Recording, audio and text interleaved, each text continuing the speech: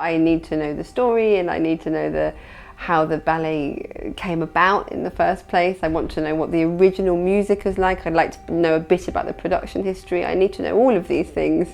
So I'm coming into it with a good understanding of what's changed as well as what's the same. For our Giselle, our artistic parameters are slightly different, and actually they're pushed out further.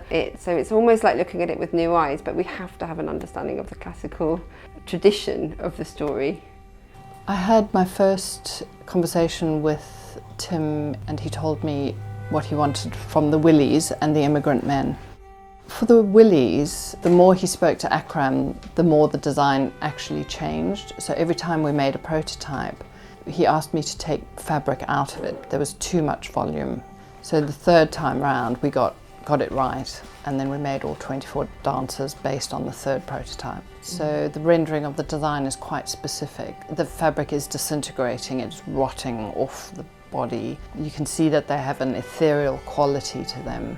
Once all the component bits are together, it's going to be 3 to 4 days per dress, but we have 6 people working on them. It starts with making sure you've got the right fabric. And then we did a lot of dye samples for Tim, of taking lengths of all of the willies are all made of silk on the outside, and taking lengths of this very beautiful silk and doing different treatments to see what makes it look really old, but actually it has to have a lot of integrity because it has to last a really, really long time.